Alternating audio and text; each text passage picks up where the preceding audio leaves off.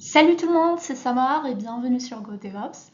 Dans la dernière vidéo, on a découvert ensemble les couches des images, comment elles s'interagissent, comment elles s'empilent pour donner vie à une image exécutable.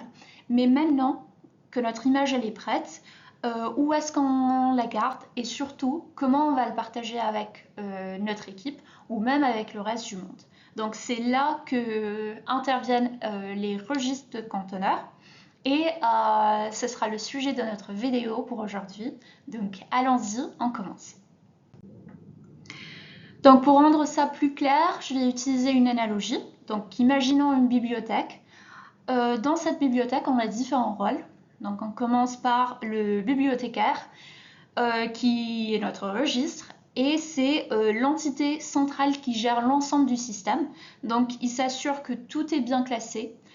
Après, on a les livres, donc c'est bien nos images. On a les étagères qui sont les dépôts. Et chaque étagère, elle sera dédiée à un projet particulier. Donc ici, on voit un exemple qui est encadré par par le rectangle bleu où on a deux livres, le Nginx V1.0 et le Nginx Latest. Et ces deux livres représentent une seule et même étagère, donc c'est le dépôt Nginx. La partie avant les deux points, donc le Nginx, et le nom du dépôt, c'est-à-dire le nom de l'étagère elle-même. Et la partie après les deux points, c'est donc le V1.0 et le latest, c'est notre tag.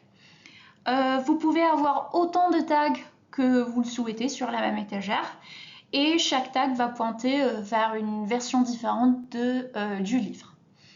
Et sinon, pour l'interaction qui se passe, donc on a un développeur qui est l'utilisateur, il a besoin d'une image pour son serveur, donc il va emprunter un livre, donc c'est ce qu'on appelle le pool, donc il va télécharger l'image, et quand il finit de construire une nouvelle version de son application, donc il aura une nouvelle image, il dépose son livre, c'est le push, c'est l'envoi de l'image au registre. Et du coup, pour finir, on a aussi le catalogue des livres, ce qui indique où se trouve exactement, par exemple, la version V1.0 de Nginx et à quelle couche elle correspond. Donc tout ça est géré par le fichier manifest.json. Maintenant que notre analogie elle est bien claire, voyons concrètement maintenant comment ça fonctionne en pratique. Donc on a déjà le développeur, on aura la première étape du coup de construire l'image localement. Donc le développeur écrit son Dockerfile ou son container file et après il exécute une commande comme Docker build ou Podman build et ça va créer l'image couche par couche directement sur sa machine. Ensuite vient l'étape du push vers le registre. Et ici, seules les couches modifiées seront pushées vers le registre et les couches inchangées sont ignorées. Donc le registre va se contenter de les référencer après. Une fois l'image elle est dans le registre, celui-ci va les stocker et le distribuer.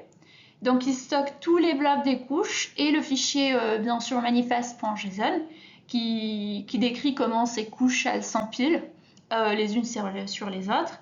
Et du coup il est prêt à servir ces données à quiconque qui a les droits de les pouler ou de les tirer. Après on a le serveur ou le cluster. Donc côté serveur on fait un pull, un téléchargement de l'image depuis le registre et en récupérant uniquement les couches manquantes. Puis on exécute l'image téléchargée qui devient ensuite un conteneur actif. Donc pour les petits cadenas qu'on voit sur le push et le pull, il faut savoir que les registres, ils exigent une authentification avant tout push ou pull. Et donc vous devez toujours vous connecter d'abord. Donc c'est ça notre boucle complète. Donc on a un build, le push, le store, le pull et le run pour le conteneur. Donc, passons pour voir ces étapes plus en détail. Donc, la première étape, ce sera la construction de l'image, donc la partie de build. Donc déjà, pour s'en souvenir, donc une image, c'est pas un fichier unique, c'est vraiment un ensemble de couches immuables qui forment un environnement complet pour l'application, et la création se fait via des commandes comme Docker build ou Podman build à partir d'un Docker file ou d'un container file, et chaque instruction elle génère une nouvelle couche en lecture seule. Donc le processus commence avec un from qui définit l'image de base. Donc ici on a l'exemple de Radat UBI et c'est vraiment souvent un système minimal. Ensuite on a le run qui va installer les dépendances et le copy qui va ajouter le code de l'application. Ces couches elles s'empilent de manière structurée, donc de la base vers les éléments, disons, les plus dynamiques, donc la partie application et configuration. Et grâce à ce modèle, seules les couches modifiées sont reconstruites, ce qui accélère bien sûr les builds et optimise aussi la partie stockage. Et l'image finale, du coup, ça sera une pile complète, prête à être envoyée vers le registre lors de la prochaine étape, donc l'étape de push. Donc avant de passer à la prochaine étape, donc l'étape de push, voyons déjà comment ça se passe pour la sécurisation des accès pour le registre. Donc dans un registre, la sécurité, elle repose sur deux piliers, donc l'authentification, qui êtes-vous, et l'autorisation, donc que pouvez-vous vraiment faire. Pour la partie d'authentification, le développeur ou la pipeline, il contacte d'abord un fournisseur d'identité, donc Identity Provider, comme LDAP, et il transmet ses identifiants, donc comme par exemple un nom d'utilisateur avec un mot de passe ou un certificat court terme. Et l'Identity Provider renvoie alors un jeton signé, et le registre pourra vérifier plus tard que le jeton provient bien d'une source de confiance. Pour la partie autorisation, chaque requête push ou pull vers le registre inclut le jeton dans l'entête, autorisation donc dans notre entête, et le registre valide la signature. Il extrait les rôles ou les scopes intégrés au jeton et décide d'accorder ou de refuser l'opération. Donc, en cas de droit insuffisant, le registre va renvoyer un message d'erreur de type 403 forbidden. Donc, on a vraiment un contrôle qui est finement granulaire. Donc, le développeur, il peut avoir un droit de pull sur toutes les images publiques, mais uniquement le droit de push sur son propre projet privé. Pour un exemple de compte de service CI, il peut être limité à faire un push sur un dépôt précis.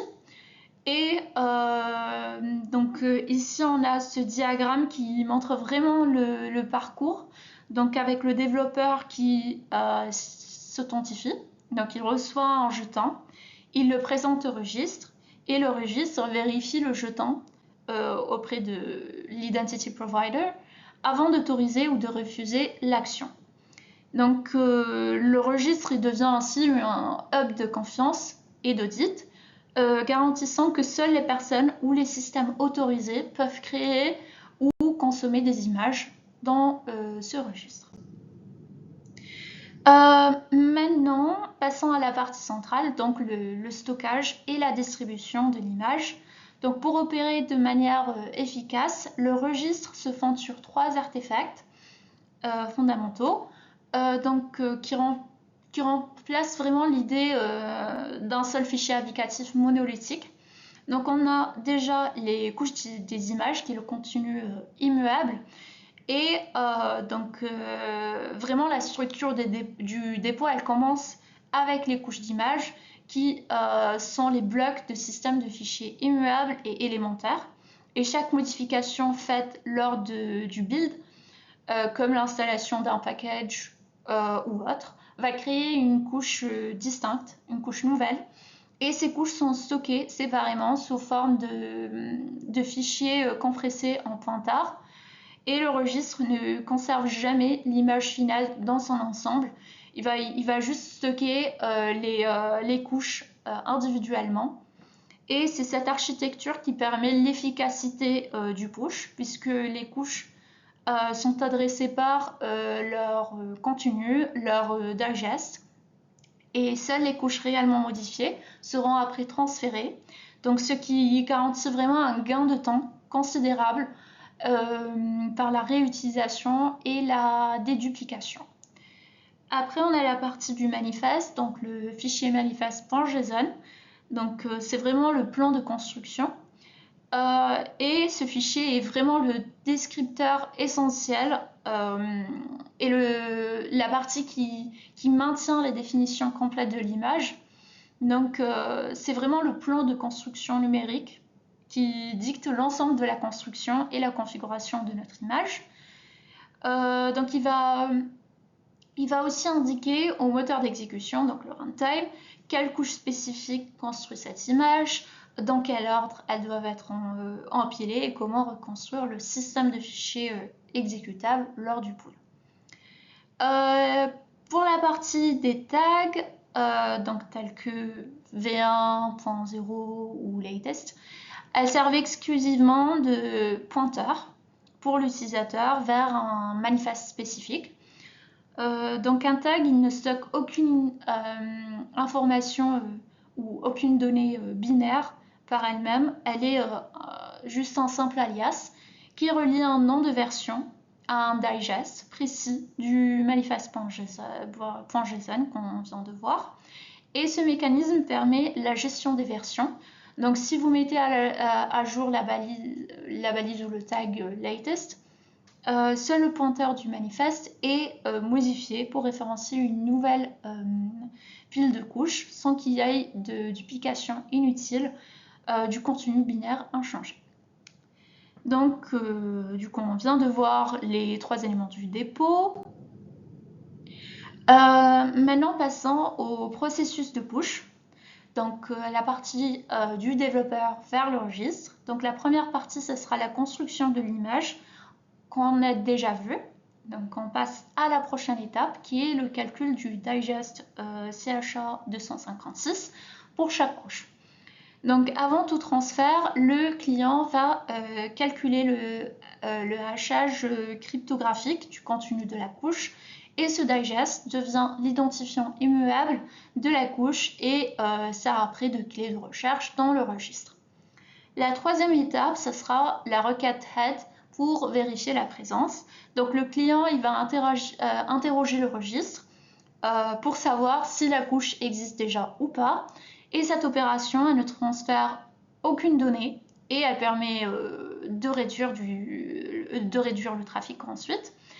Donc si le registre il répond par un message d'erreur comme blob unknown, donc il n'a pas trouvé la couche, bah, le client initie une session d'upload qui après va transmettre le blob, donc ou bien en monolithique, donc un seul put contenant la totalité du fichier, ou bien en fragmenté, donc plusieurs requêtes patch vont suivies d'un put final, pratique pour les gros blobs ou les connexions instables. Et sinon, si la requête head a renvoyé 200 OK, donc ce message qu'on a bien trouvé la couche dans le registre, bah, le client il va sauter cette partie de upload puisque la couche elle est déjà stockée et elle sera simplement référencée par le manifeste après. Donc cette optimisation elle repose vraiment sur le fait que deux blobs identiques ils possèdent le même digest. C'est ce qu'on vient de voir. Sinon après, on a la vérification du checksum.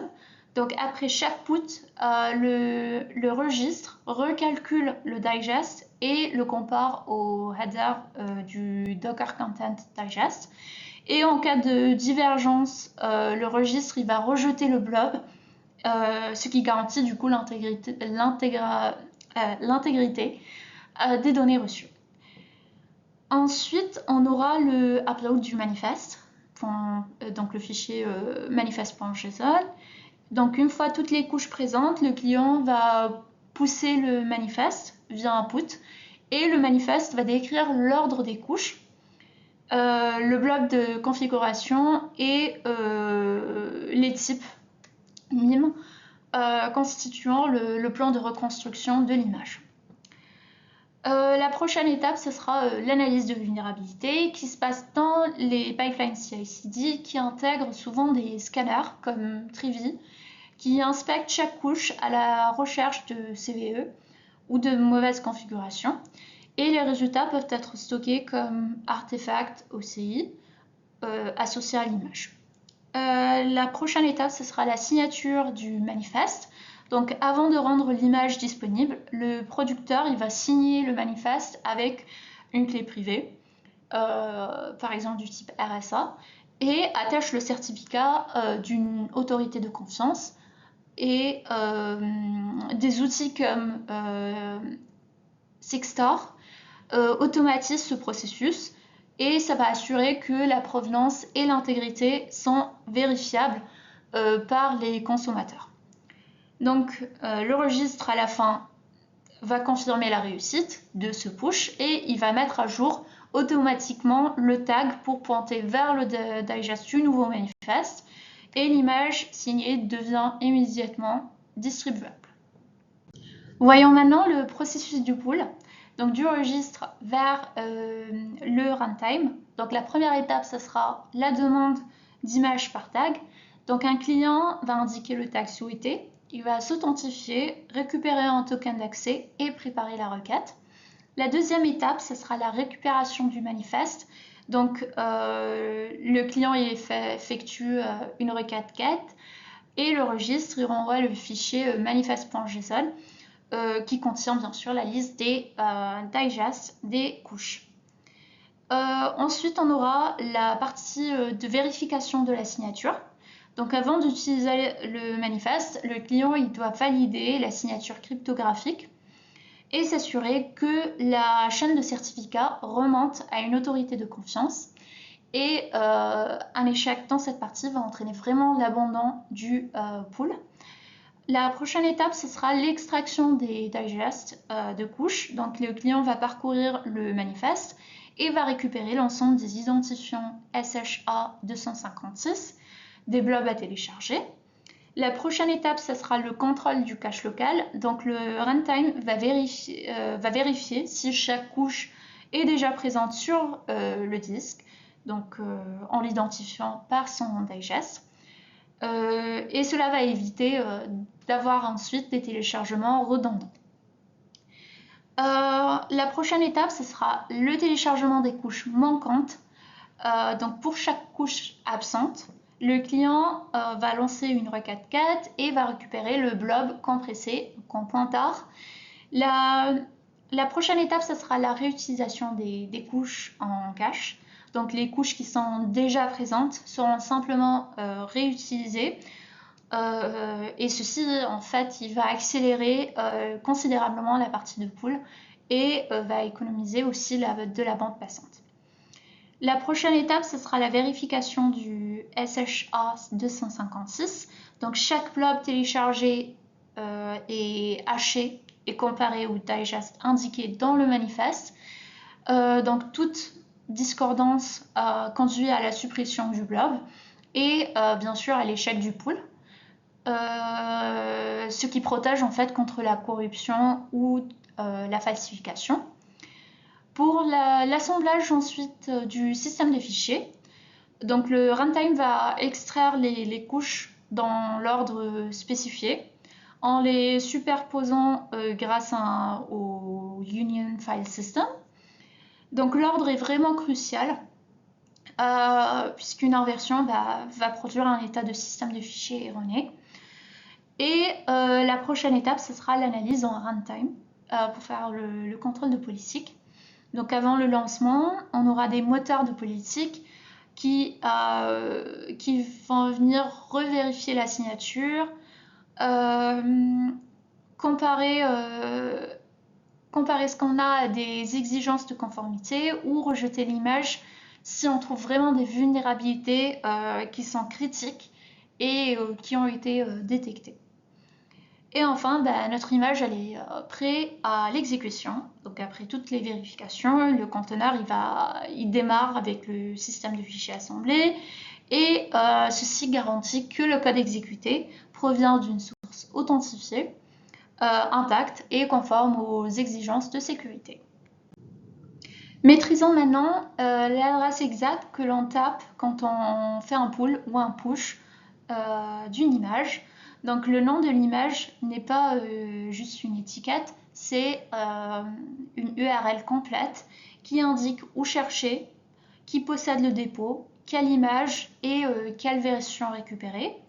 Donc ici on a la formule complète, on a 4 parties. Donc on a la registrie qui est le nom de l'hôte et éventuellement du port, du service d'image. On a le namespace qui est l'espace qui regroupe les dépôts sous un même propriétaire, donc utilisateur, équipe ou organisation. On a la partie image qui est le nom du dépôt qui rassemble toutes les versions d'un même composant. Et enfin, on a le tag qui est le libellé lisible pour nous et qui pointe vers un manifeste. Et peut également être en un hachage immuable en SHA 256. Donc le format ci-dessus est la convention officielle décrite dans la documentation de Docker. Et chaque partie a un rôle précis pour l'identification et la récupération de l'image. Donc commençons par la partie du registre. Donc si on s'en souvient dans l'analogie, on a dit que le registre c'est c'est le bibliothécaire qui stocke les blocs d'images. Donc on a vraiment deux types de registres, des registres publics qui les plus courants on trouve par exemple le Docker, le Docker Hub, le AWS public ou le Google Artifact Registry. Et on a un registre privé qui utilise généralement un nom personnalisé. Par exemple ici j'ai mis private.example.com. L'absence de registre peut arriver. Donc si aucun registre n'est indiqué, le client Docker suppose automatiquement que c'est du Docker Hub, donc il va directement mettre le docker.io. Pour la partie namespace, elle permet d'éviter les collisions de noms à l'intérieur d'un même registre. Donc le namespace, par exemple sur Docker Hub, il peut être library pour les images officielles ou username pour des noms d'utilisateurs. Pour les registres d'entreprise, il s'agit souvent d'un nom d'équipe ou d'un nom de projet. Et sinon, après, on a le nom de l'image. Donc, ce nom, il doit respecter les règles DNS. Et on peut citer des exemples donc, comme Nginx, EBI8. Le tag, c'est celui qui fournit une version lisible, comme latest ou bien v1.0. Donc c'est ça notre nom d'image. Sinon, on a déjà dit qu'on a deux types de registres, donc le registre public et le registre privé. Donc déjà, on commence avec le registre public. Donc c'est vraiment une bibliothèque qui est accessible à tous, où l'on peut découvrir et extraire des images de conteneurs qui sont prêtes à l'emploi sans s'authentifier au préalable. Donc c'est vraiment un service hébergé centralement qui conserve les couches d'images immuables et leurs manifestes. Et la navigation dans le catalogue, elle est ouverte. Donc la seule restriction apparaît lors d'un push d'image. Mais sinon pour le pull, il n'y a pas de contrainte. Donc les caractéristiques principales, c'est vraiment l'ouverture, le contenu communautaire, puisque la plupart des images elles proviennent vraiment de contributions externes. Aucune authentification pour la lecture n'est nécessaire. Sinon, pour citer des images publiques bien connues, on a Nginx qui est un serveur web très utilisé. On a aussi Redis qui est un magasin de données en mémoire. Et on a bien sûr d'autres exemples. Sinon, l'avantage, c'est vraiment déjà l'avantage qu'on peut immédiatement s'appuyer sur des images de base fiables et largement adoptées, surtout en tant que développeur. La standardisation, donc les images officielles, elles respectent vraiment les meilleures pratiques de sécurité et de mise à jour. Tous les orchestrateurs majeurs, donc comme Docker ou Podman, prennent en charge Docker Hub sans configuration supplémentaire. Donc on a vraiment cette intégration native. Juste le point d'attention, c'est que la navigation elle est vraiment libre, mais le push d'image, là il requiert une authentification et il peut être limité par des quotas. Sinon, les images publiques elles sont vraiment partagées et il convient juste de vérifier leur provenance et de les scanner pour des vulnérabilités avant de les déployer, surtout sur des environnements de prod. Contrairement aux plateformes publiques, le registre privé est une solution plutôt sécurisée de niveau entreprise. Il est conçu exclusivement pour un usage interne et il est soit auto-hébergé, soit il est fourni comme un service contrôlé, agissant comme un coffre-fort numérique pour vos actifs propriétaires. Et son objectif principal, c'est vraiment de stocker des applications internes sensibles, comme des applications internes, des services ou des runners. L'accès à ces images est vraiment contrôlé et requiert une authentification d'entreprise. Et le registre privé est généralement intégré directement aux chaînes CI/CD et distribue automatiquement les images validées sur les clusters de déploiement, tout en assurant l'application des politiques de sécurité. Et cette approche va garantir une sécurité maximale et une séparation nette entre les composants de type open source et les builds internes confidentiels. Donc ce qu'il faut retenir de cette vidéo, c'est que le registre de conteneurs, c'est vraiment un système centralisé responsable du stockage et du partage de vos images entre les environnements. Et ce système, il applique une convention de nommage standardisée sous la forme de registry/namespace/image.tag, qui est essentiel pour la résolution déterministe et la portabilité. Donc plus important encore, c'est que le registre il garantit un contrôle de version qui est robuste en gérant des couches d'images et des manifestes immuables. Et enfin, on fait aussi la distinction entre les registres publics comme Docker Hub qui vraiment il offre un accès ouvert aux images, et les registres privés qui sont plutôt au niveau entreprise qui fournissent un stockage sécurisé et contrôlé qui est intégré directement dans les pipelines. Donc merci d'avoir suivi cette vidéo et j'espère que le rôle des registres de conteneurs est bien clair. Si cette vidéo vous a aidé, n'hésitez pas à liker, à le partager avec un collègue, à vous abonner. Et je vous laisse pour la prochaine vidéo où on va voir ensemble qu'est-ce qu'un volume de conteneurs. Et sinon, je vous laisse à la prochaine. Merci.